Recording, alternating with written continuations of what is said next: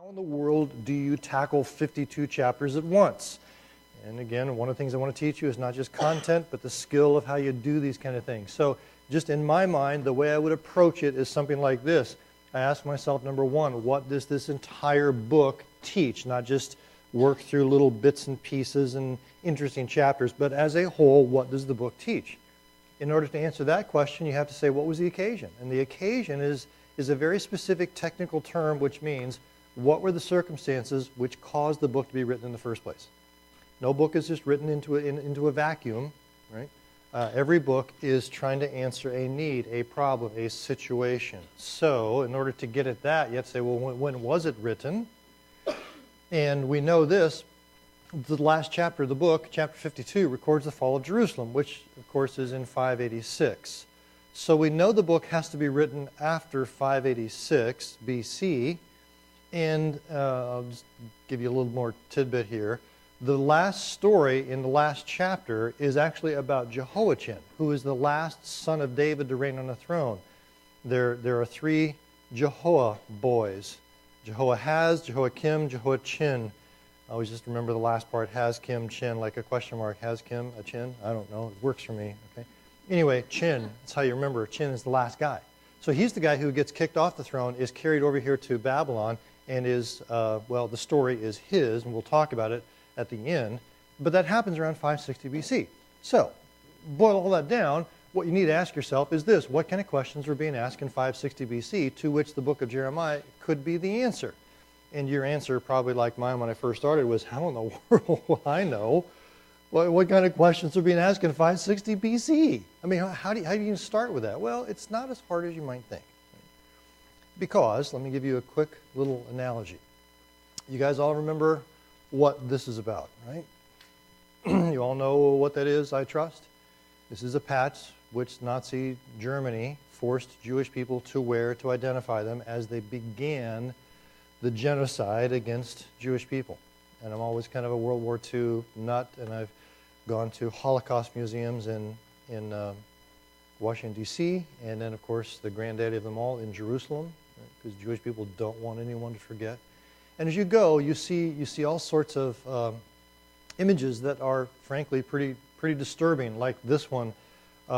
This one always just gets me because it is you can just see it as a moment frozen in time. This poor guy is sitting on top of this pit, and if you can see it carefully, there's the SS soldier with his pistol pointed at his head, and you can just tell what's going to happen in the next second. And as you see these things, you look at this and you go through one of these museums and you just feel the desperate depravity and inhumanity of man to man, right? And you begin to ask these questions, which you should, and say, how can this happen? How can people be so cruel?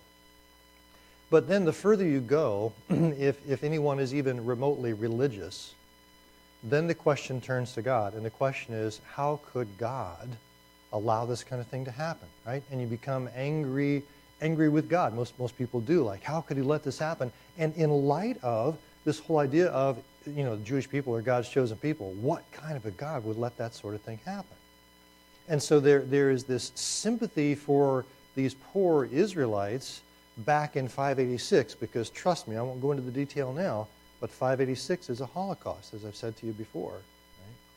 And when you see what happens in the exile and in the siege of Jerusalem, and in the consequent destruction of the temple and destruction of the country and the exile, man, what kind of God would do that? So there's this sympathy for Israelites and this antipathy toward God. And when this happens on a worldwide scale, the whole world feels this way.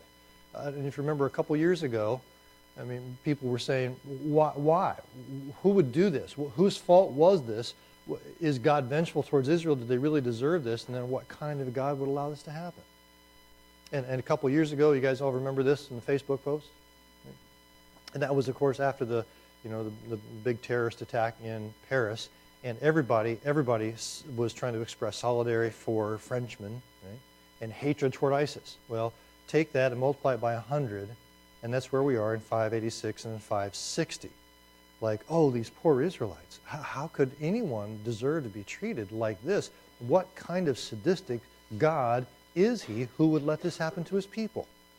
Now, that's a really important question that has to be asked. So Jeremiah comes along to answer that question. Is God vengeful and sadistic to Israel? If you looked at 586 or came in on the end of the conversation, that's a legitimate question. You'd say, wow, what kind of a God is this? So Jeremiah comes along, and Jeremiah's response, if I can boil the book into a sentence, is this: absolutely not. Absolutely not.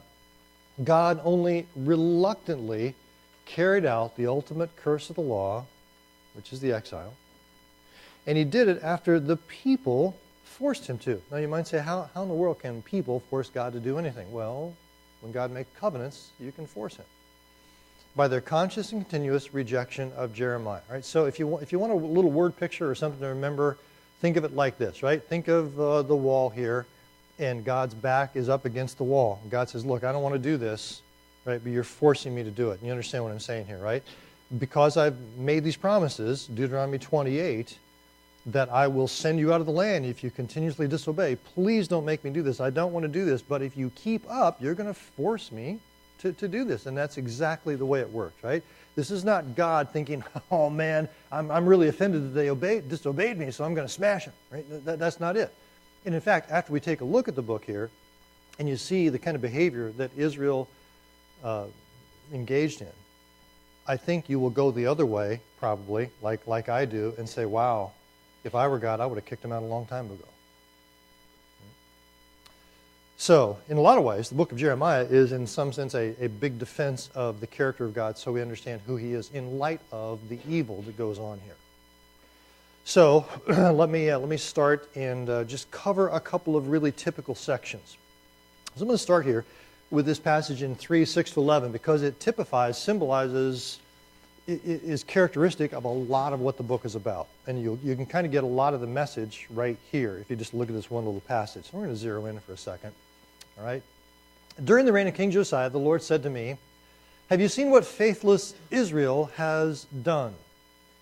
She has gone up on every high hill and under every spreading tree and has committed adultery there. Now, when we're talking here about Israel, we're talking specifically the 10 northern tribes. Now, at this point in time, Israel has been gone for many, many years. But we're going to talk about those 10 northern tribes for a reason. You'll see it here. They've gone up on every high hill and under every spreading tree. So they've gone up to what King James calls the high places to try to get up closer to their God in the heavens. Right? And under a spreading tree, a big green fertile tree, because everything's about fertility, and they commit adultery. Now, in what sense? Well, in both literal and figurative senses. This is the grossness of the religion. I'm sorry I have to tell you about it just a little bit, but this is where cultic prostitution, temple prostitution takes place, right? They go up and they commit these acts of fertility in order to get the gods to give them fertility. So they are worshiping foreign gods, and so they've got actual physical adultery going on and spiritual adultery as well. So I thought that after she'd done all this, she would return, she would repent to me, but she did not. Now, let me explain to you why God says, I thought after she did this, she'd return to me. You might say, well, why would a sinner do that? Well, because, think of prodigal son. When the prodigal son goes away and he sits there and he's eating pig food, generally, on most people, it dawns on you, oh, wait, turning away from God is pretty empty. Right?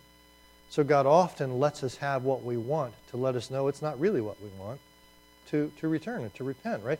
But they didn't. And here's the worst part now. Her unfaithful sister, Judah, the 2 southern tribes, saw it. So I gave faithless Israel, the 10 northern tribes, her certificate of divorce. So give me a date, give me a time when that happened. Are you tracking with me? You see what this is? The certificate of divorce for the 10 northern tribes is 722. Yeah, right? I mean, so you're tracking here with the Hosea and Gomer kind of language, right?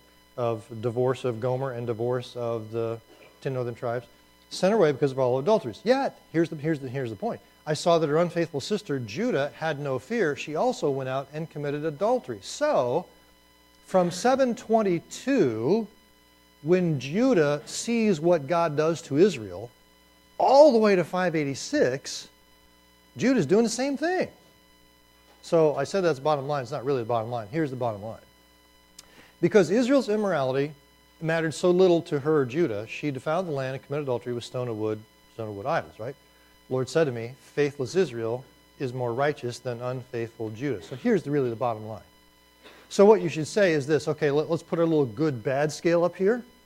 And where does Israel, the 10 northern tribes, fit? Answer, bad, right?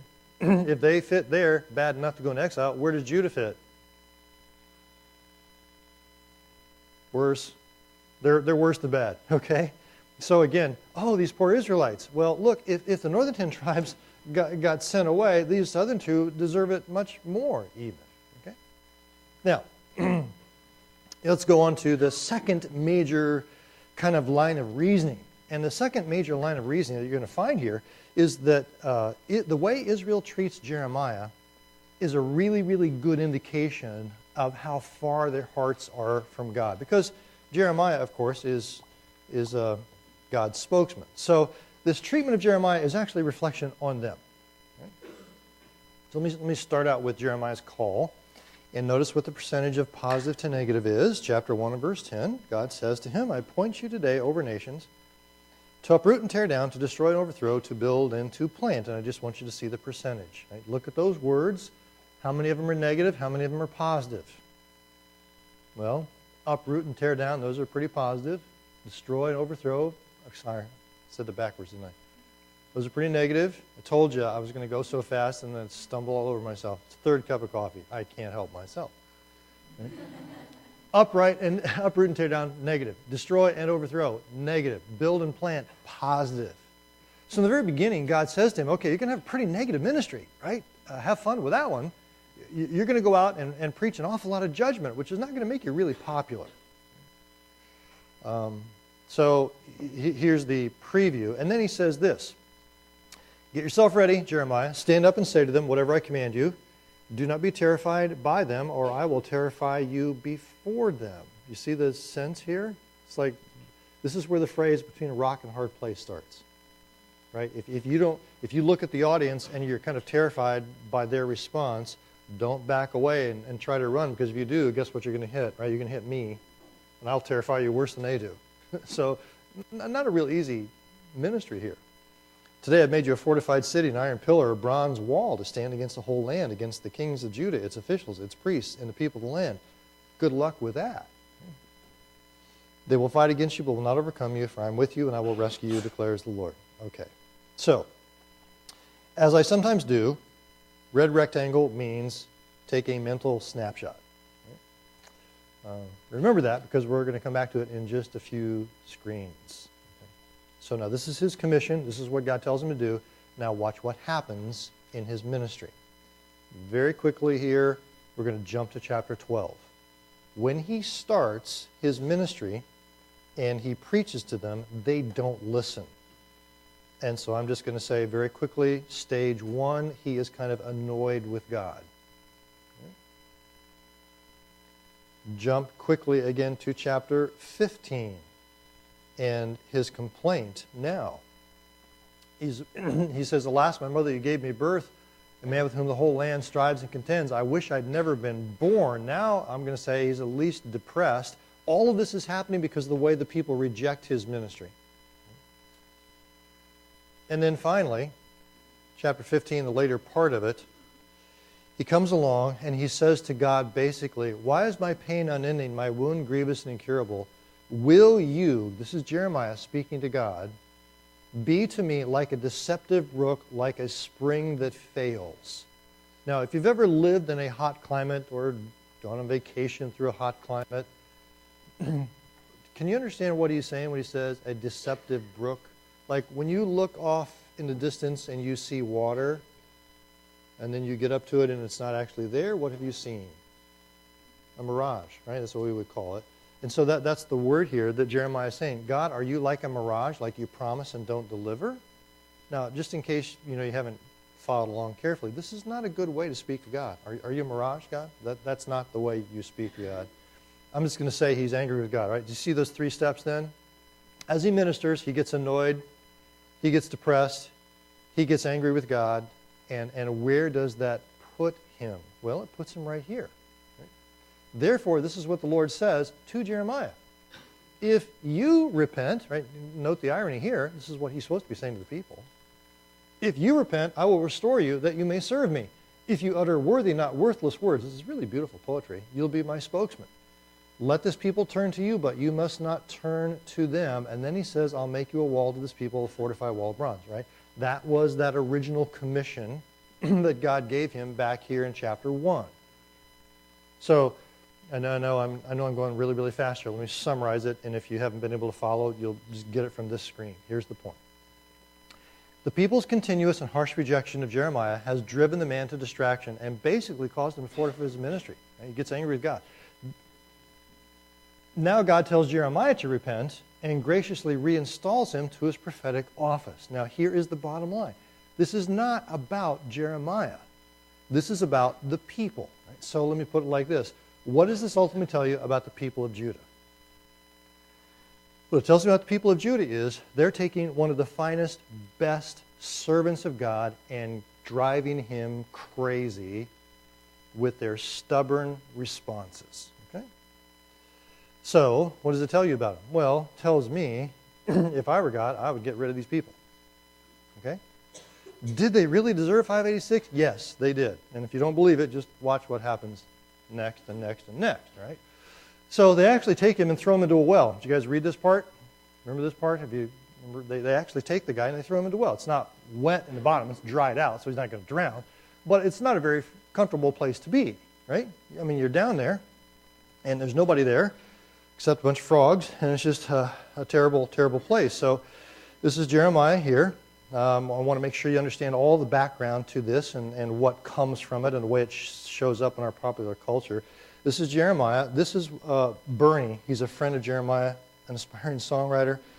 Right there, that's who that guy is. There were frogs down here. And what came out of this was actually... Jeremiah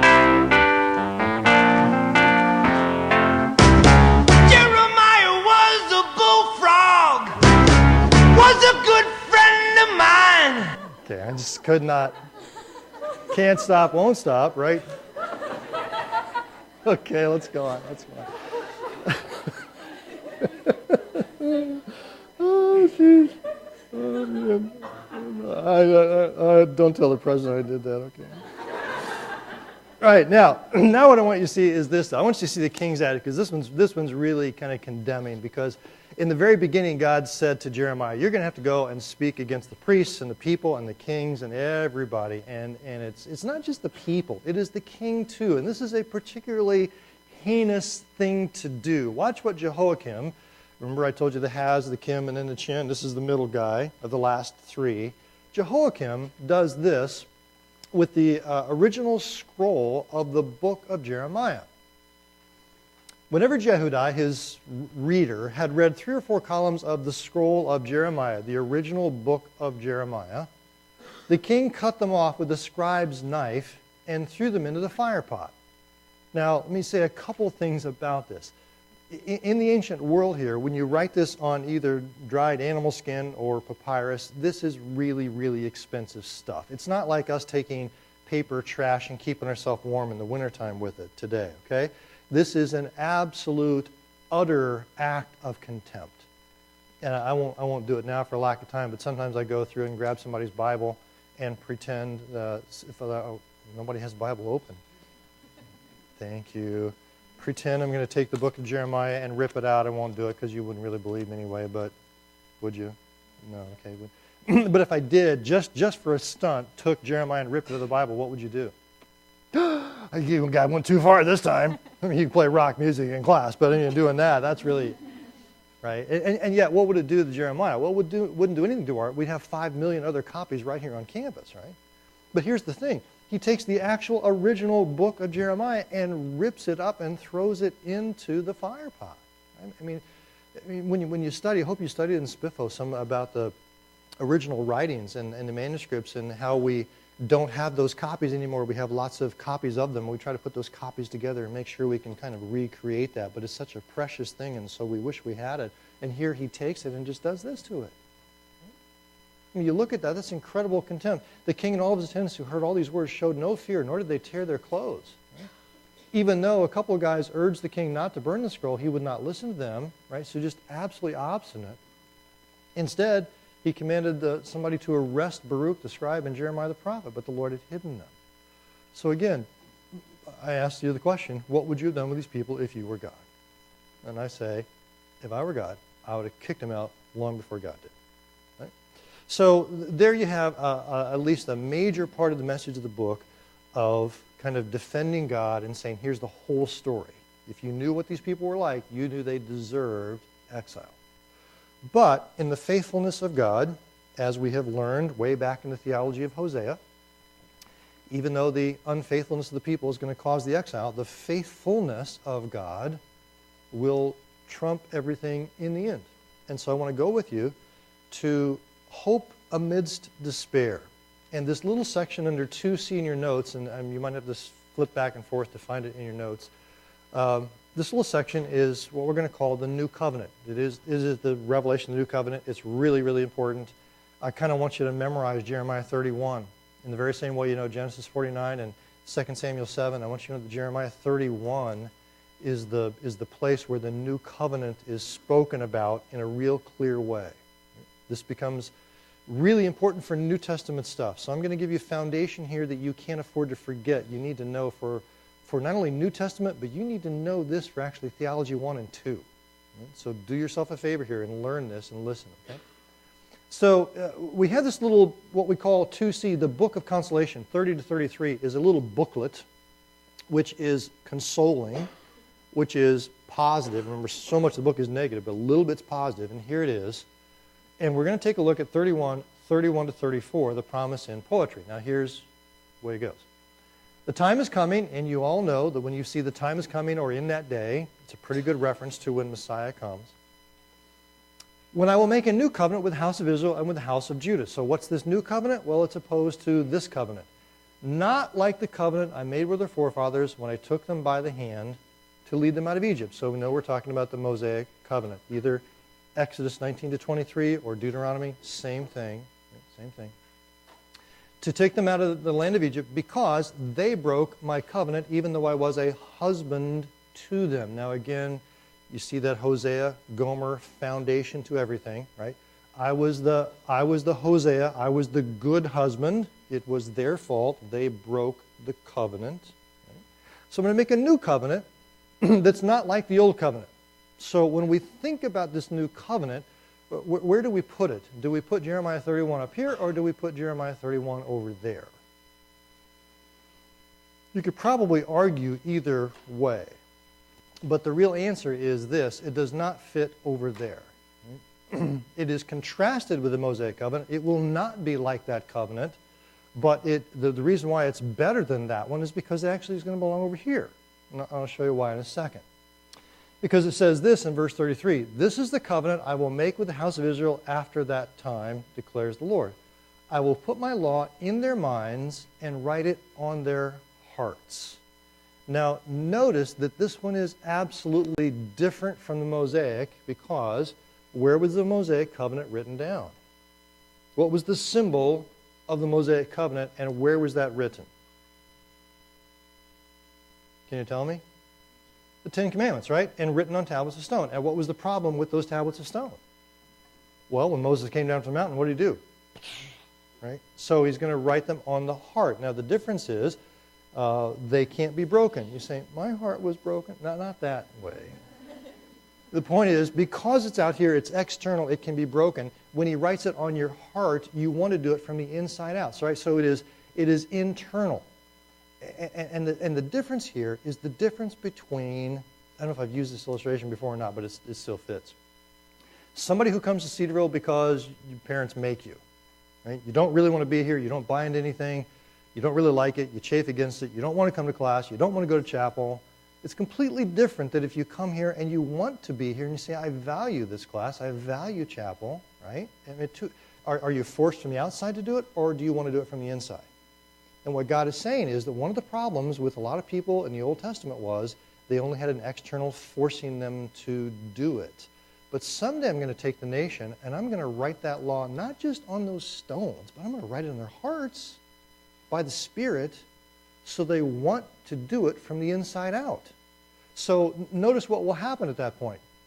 I will be their God and they will be, let's read it together in Hebrew. They will be Ami. They will be my people, right? No longer will a man teach his neighbor or a man his brother, saying, know the Lord, because they will all know me. Now, this is incredibly important. Know the Lord is Old Testament shorthand for get saved, bub. Right? So what it's saying is that in ancient Israel, you could go door to door to people who were God's people because they were in the covenant, but they may not have had a saving relationship with him, didn't really know God. Does that weird you out? They're in the nation of Israel, but they're not really saved because they haven't by faith trusted him. And so you could do that, but what he's saying is that someday it's going to happen when the new covenant comes. You won't need to go to your neighbor and say, know the Lord, because they're all going to be saved. Right? So let me picture it like this and say, here's the problem with the Mosaic covenant.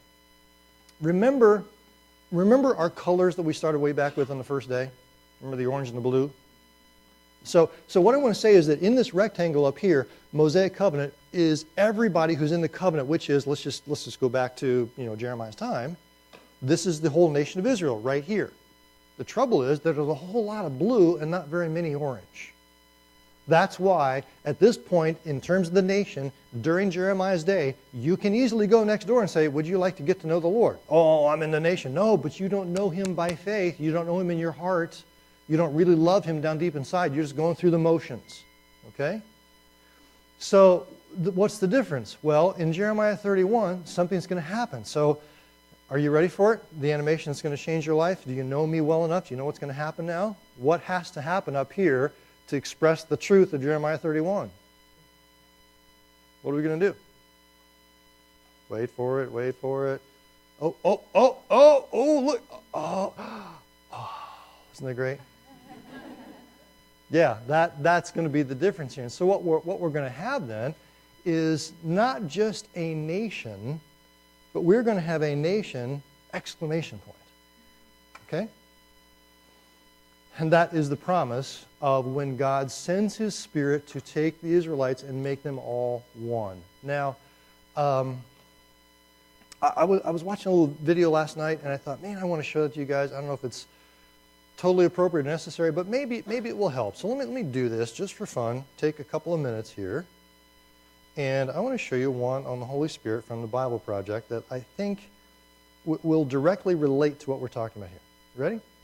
So you don't have to take notes. You can just sit back and enjoy this one.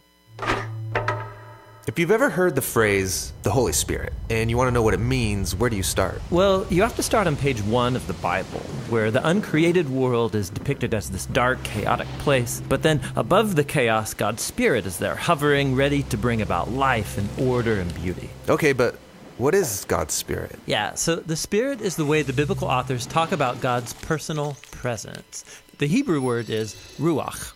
Ruach. Yeah, you got to clear your throat at the end. So what is it? Well, ruach can refer to a number of different things, but what they all have in common is energy. Energy, how so? So there's an invisible energy that makes the clouds move or the tree branches sway. Right, wind. So in Hebrew, that's ruach. Okay. Now take a big breath. So you feel that inside you. Yeah, the air? Well, specifically the energy, right? The vitality in your body that you get from breathing deeply, that too is ruach. And this is the same word used in the Bible to describe God's personal presence. Just like wind and breath are invisible, God's Spirit is invisible. Wind is powerful, and so God's Spirit is powerful. And just as breath keeps us alive, so God's Spirit sustains all of life. Yeah, ruach. Now, as we continue on in the story of the Bible, we see God's Ruach giving special empowerment to people for specific tasks. The first person in the Bible this happens to is Joseph. God's Spirit enables him to understand and interpret dreams. And then it happens to this guy named Bezalel, and he's an artist. God's Spirit empowers him with wisdom and skills. He's given creative genius to make beautiful things in the tabernacle. And we also see God's Ruach empower a group of people called the prophets. They're able to see what's happening in history from God's point of view. That's exactly right. And here's the problem as the prophets saw it. While God's Ruach had created a really good world, humans have given in to evil. They've unleashed chaos into it through their injustice. A new type of disorder. Yes, and the prophet said the Spirit would come, just like in Genesis 1, but now to transform the human heart, to empower people to truly love God and others. How will this new act of God's Spirit happen? Well, centuries pass. Right, so this is exactly what we're talking about in Jeremiah 31, that Spirit coming to empower and make things new. Right? And we are introduced to Jesus. And at the beginning of his mission, there's this beautiful scene where Jesus is being baptized in the waters of the Jordan River. Yeah, the sky opens up and God's Spirit comes and rests on him like a bird. This story is saying that God's Spirit is empowering Jesus to begin the new creation. And we see this happening when he heals people or forgives their sins. He's creating life where there once was death. Now, Israel's religious leaders. Here. Good enough. That's as far as we need to go anyway, okay? So this Spirit, which is coming to change people from the inside out, Jeremiah 31, is what Jesus then repeats at the Last Supper. Now, every time your church does this, and I trust that you do it once a month or once a week or once a quarter or something like that, I hope you do it more often than that, whenever you have communion, what you're doing is saying this, and he took bread and gave thanks and broke it and gave it to them, saying, "This is my body given for you, do this in remembrance of me." In the same way, after supper, he took the covenant, saying, "This cup is the new covenant in my blood, which is poured out for you." Now, what Jesus is saying is that those things, those words which Jeremiah was talking about, are happening now. And so when Pentecost comes, a few days later, and the Spirit of God comes down in a very visible way, and the little flames of fire are over the head are supposed to symbolize what the pillar of fire was over the tabernacle. Now we are temples, right? Because God's Spirit is really indwelling close and making you want to do what is right from the inside out. This is the new covenant blessing that we talk about in the church. Right? So far, so good? And we are celebrating it. Now, if you remember, though, Jeremiah 31 said, "This is the covenant I will make with the house of Israel and with the house of Judah." It said nothing about the church. Right? So stay with me here, because this is probably not going to be immediately satisfying to you. This is not going to solve the problems with you and your roommate today. But this is going to help you understand the theology about churches and what makes Presbyterians different from Methodists, different from Baptists. And when we start talking about eschatology and future and millennium and kingdom, how do you sort that stuff out? This is the answer to it. And most lay people in the church don't know. That's why you've got to know, so that as you play your role well, you can say, here's a little bit deeper level of what the Scriptures teach. And I can tell you from Jeremiah 31, I can give you the foundation for understanding those kinds of differences, okay? So this is why I said this is going to be the... Yeah. Now we come up with it. This is the foundation for knowing the difference between those denominations and future discussions. So stay with me here and watch this, okay? Here's where this is going to go in churches and denominations, and these are the questions that are going to be asked when you leave here. And they're going to look at you because you have the Bible minor, right? So, is the new covenant given to the church instead of Israel? And has the church actually replaced Israel? Because there are a lot of denominations that assume that. And I don't think that's what's really going on here. Okay? And I'll tell you a reason I don't, because there's this really well-established theological principle called the peppermint gum principle that you need to know about. Okay? So, let me play a game. Anybody want to play with me today? Who wants to be embarrassed? No, we've already done it once. Let's embarrass somebody else. She does? Addie does? David? Do you want to play a game? It involves gum. I promise to give you one of these long-lasting peppermint sugar-free gum sticks. Okay? All right, cool. Good.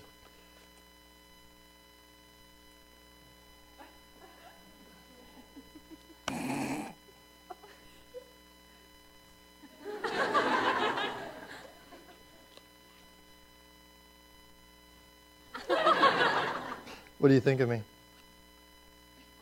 I don't know. Come on, you can say. Oh, that's cool. Okay, all right. But did you know that, ouch. That's all. I'm so sorry. Okay, that's all the story I want to share with you, okay? No, wait, what you may not realize is that back here. I actually have more, right? So,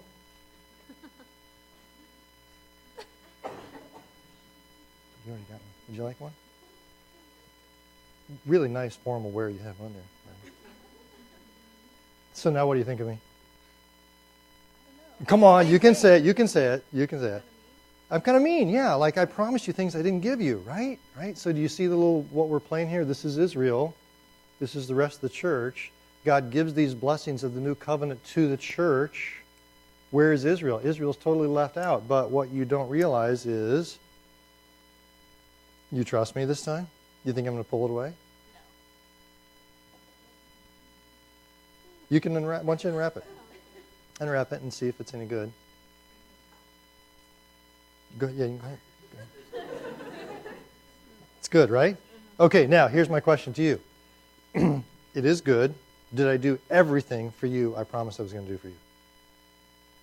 I did, right? Totally did. Now, along the way, she may have gotten upset with me, right? Other people might have thought I had rejected her or was giving stuff to other people instead of her. But what they don't realize is that I still have more new covenant blessings to give to her, which I trust as we've studied Deuteronomy so far, as we've studied Hosea and Gomer, you realize that even though there's this divorce that happens for a while, that eventually Hosea goes back and he gets the girl, the same girl that he had in the first place, Israel, okay? And the promises do get fulfilled, even though lots of other Gentiles get included in the big bride and the big picture in the meantime, okay? So that's what I want to say here with the peppermint gum principle here. Don't just miss the big idea that God can give new covenant blessings to the church without taking them away from Israel. Right? So what that means is this, that partial blessing now, and I put AD 33 talking about Pentecost, okay? Like the indwelling spirit to the church. God can give those partial blessings now without taking, and that doesn't preclude full new covenant blessing to Israel in the future.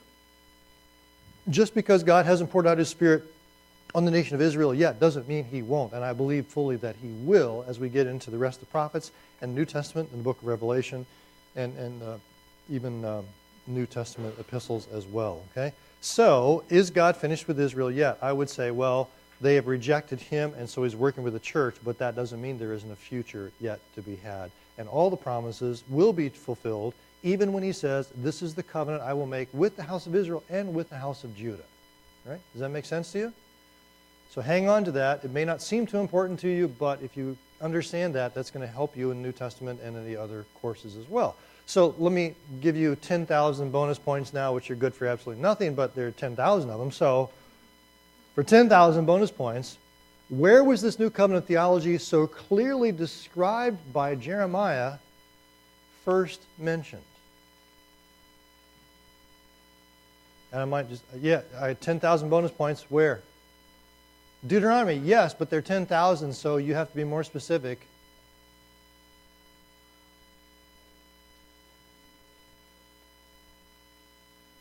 Can you do it? Deuteronomy, what chapter? Yeah, but you're not giving me a number. I think you're stalling. Is that true? Yeah, okay. All right. But you know, nobody else knew the answer either, so you're still the best answer yet. Anybody else help us? She's right. It is Deuteronomy. Chapter 30. Why? Why in chapter 30?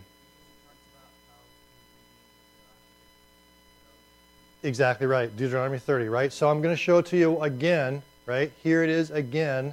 And I think I've showed this to you 3 or 4 times so far. And I'm going to show it to you again because this is so incredibly important. Now, again, look at it and look what it's saying. When all the blessings and cursings come upon you, right, and you obey, you return to the Lord your God, then I will gather you and restore you. And look at this. Here's the verse itself. The Lord will circumcise your hearts and the hearts of your descendants, so that you may love him with all your heart and with all your soul and live. So again, it's talking about that inward kind of work on the heart. So it doesn't say the Spirit, right? But we know later on that the Spirit is the one that's going to do this and write the law in the hearts, circumcise the hearts, the same idea, going after the inner part where he's really getting at the center in the heart of people. All right? So, good. Now, we're not finished yet, so let me keep going here with the end of the book and talk to you about things preserved for future planting. Now, we're going to skip right to the very end of the book, chapter 52. And I'm trying to be cute here when I say things preserved for future planting, going back to that original commission by God. Remember that? You're going to tear up and overthrow and destroy, but you're also going to plant and build. So there's something here preserved for future planting. Now watch this. These are the very last couple verses of the book. In the 37th year of the exile of Jehoiachin, king of Judah, in the year Merodach became king of Babylon, he released Jehoiachin, king of Judah, and freed him from prison on the 25th day of the 12th month. Sounds suspicious, doesn't it? December 25th. It's not. It has nothing to do with it. The 12th month is not the same as December here, so it's just a weird coincidence. So don't make anything else out of it. But on this day, in the year about 560, okay, he spoke kindly to him and gave him a seat of honor higher than those of the other kings who were with him in Babylon, right? Because lots of other kings had been conquered and brought to Babylon, and Jehoiachin gets elevated. And then it says this. So Jehoiachin put aside his prison clothes and for the rest of his life ate regularly at the king's table. Day by day the king of Babylon gave Jehoiachin a regular allowance as long as he lived till the day of his death, period. Boom. That's the end of the book. Now, I don't know how this sounds to you, but to me this is like, this is really demeaning because it feels like he's a 12-year-old boy. Hey, you can get rid of your prison clothes and have a seat at the big boy table, and we're going to give you an allowance every day. Right? It's like, oh, this is kind of demeaning. It's just kind of not very uplifting. Doesn't seem like a big deal to me. But I guarantee you, the people who really know the story, Jewish people in the time who'd read this story, would read that and they would fall down and they would worship. You know why? I mean, why do we care about Jehoiachin? We do. Can you tell me why? Well, let's flip forward to the New Testament and read Matthew chapter 1.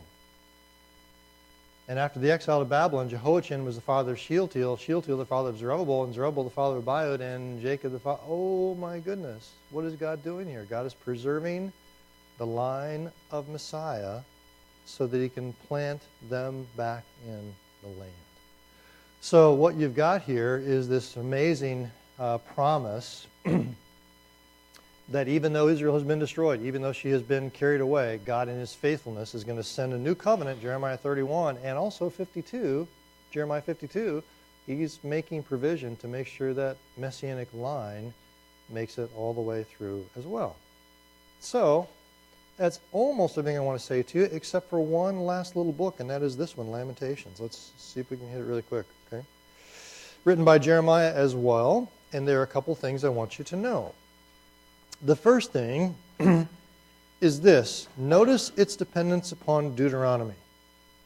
And I think I can do that by looking at page 2. Do you see page 2 of your notes?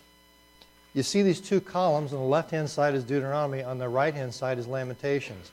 And I put them there just so it is unmistakable the way Lamentations is written in the same language as Deuteronomy 28. Why is that? Well, it's simply saying this. The exile is not an accident, but a fulfillment. Because it's a lament about the destruction of Jerusalem. And we're writing it in Deuteronomy 28 terms to make sure you know this is exactly why it happened. Okay? The second thing to know is its acrostic form. And if you want to know about that, again, you can just go back here to the acrostic arrangement. Explains all that. But basically what it's saying is this. As the alphabet is exhausted, our grief and destruction is complete. The ultimate and final curse law of the exile has happened because chapter 1 is an acrostic, 22 verses. Chapter 2 is an acrostic, 22 verses. Chapter 4 is an acrostic, 22 verses. Chapter 5 is 22 verses too, but the one I left out, of course, was chapter 3, which is 66 verses. It's a triple acrostic. AAA, BBB, CCC, DDD, all the way down through, right? Because it's just like saying, okay, our grief is absolutely total. We are completely broken. The covenant is gone. We're completely lost. And yet, that's the beautiful part, because right there in the middle, deepest, darkest, central, most acrostic part of the entire book of, oh gosh, God, we're totally done, is this verse, which I guarantee you know. Maybe you don't know you know it, but you do. Yet this I call to mind, Lamentations 3:21. And therefore I have hope, because the Lord's great love, we are not consumed. For his compassions never fail. They are new every morning. Great is your faithfulness. Right? Right here in the deepest, darkest part. You just keep getting that Hosea Gomer stuff. Israel's unfaithful, yet God is faithful to them and will rescue them. So that is the hope in the very worst part of the pain in chapter 3, verse 22, is that hope of the faithfulness of God.